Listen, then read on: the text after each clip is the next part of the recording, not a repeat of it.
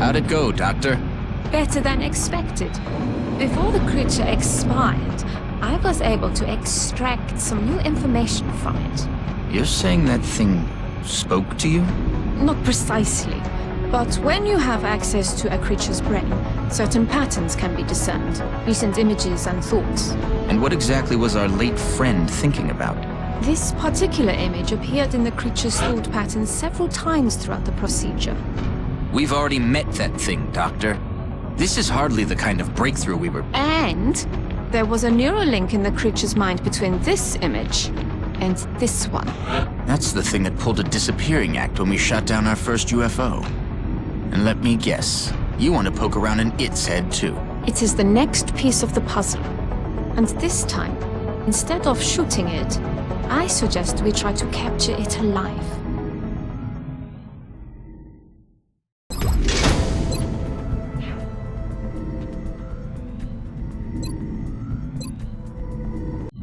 We've made a number of interesting discoveries based on the autopsy results of the alien specimen you brought back.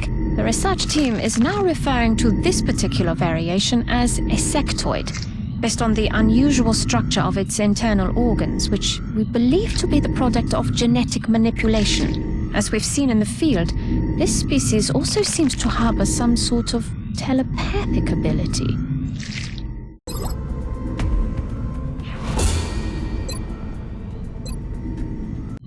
Although I'm sure you can make the connection yourself, we've designated this particular specimen as a floater. The research team is continuing in its efforts to determine how the aliens prevented the organic tissue from rejecting the mechanical components, as they seem to work in perfect harmony with one another.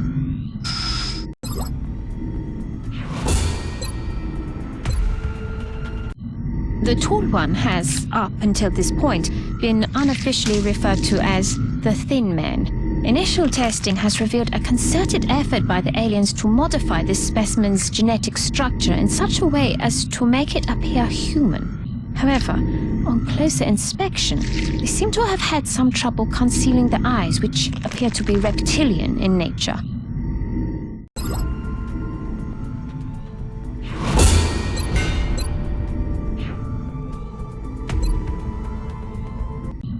This is the most physically aggressive specimen we've discovered so far, which the troops fondly refer to as the Muton. I can only assume there's a colorful backstory for such a designation.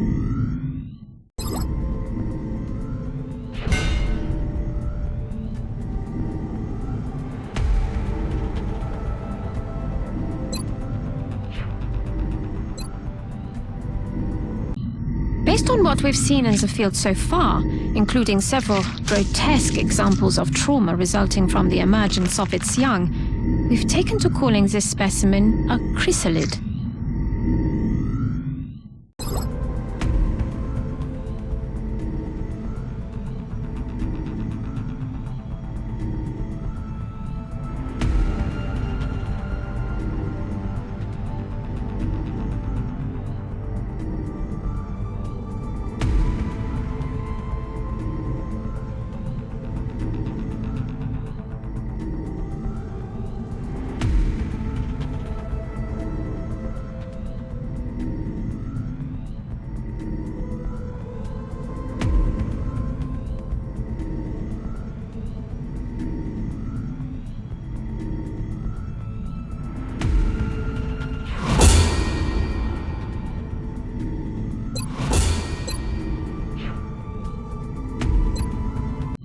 We've yet to recover one of these in functional condition from the field.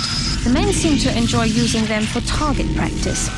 At the present time, we know that the cyber disc, as they've been calling it, is heavily armed, but it shows no clear pattern of behavior on the battlefield.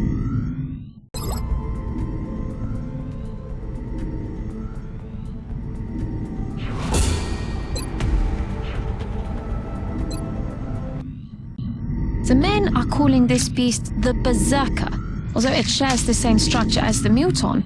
For reasons yet unknown to us, the Berserker seems to be consumed by bloodlust with little regard for its own safety.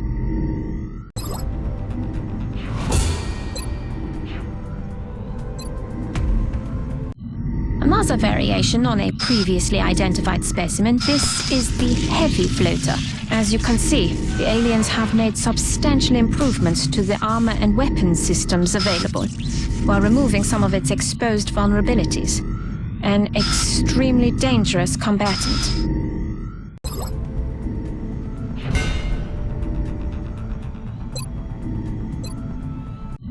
As if the standard muton hadn't given us enough trouble, the aliens apparently kept several of these elites in waiting for the later stages of their invasion.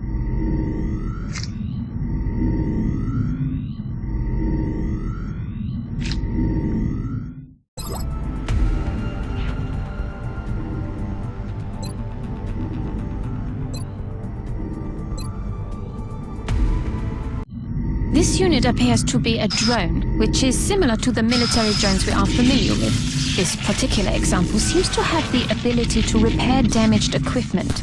Dr. Shen and I believe it should be possible to capture and repurpose these for our own use in the field.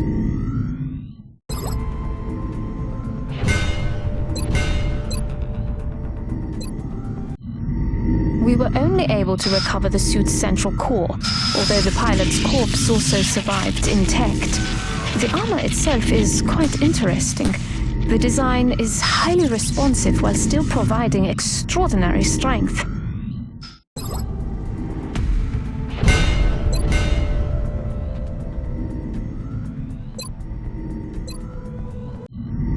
Despite its physical appearance, this machine doesn't seem to be made up of any organic components. Its surface has an unusual metallic composition that somehow interacts with the vapors it releases for concealment.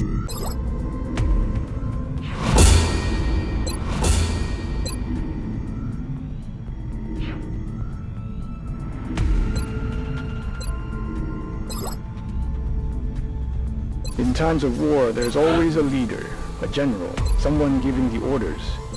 These aliens can be no different. The real question is, what sort of power or authority does it take to control such a vast range of alien species? What incentive do they have to follow through with this plan? Dr. Valen's interrogation technique certainly is efficient. You'd never know it by looking at her, but that woman is an alien's worst nightmare.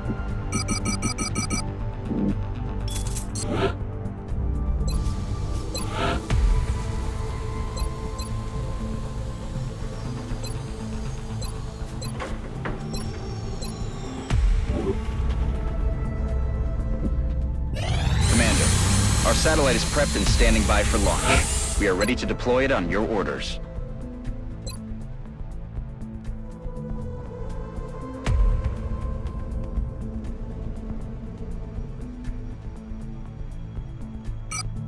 Satellite launched.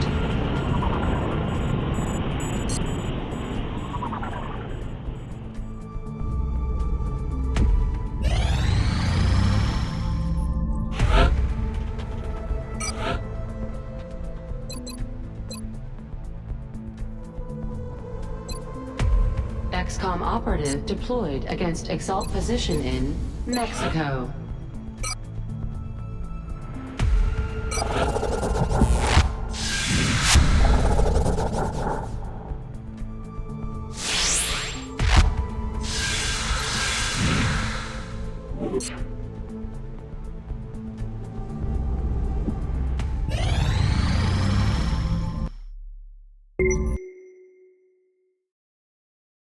Satellite coverage now available over Brazil.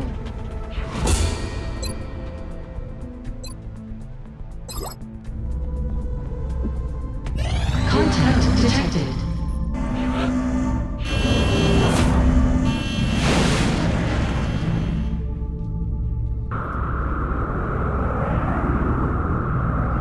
Bangs out.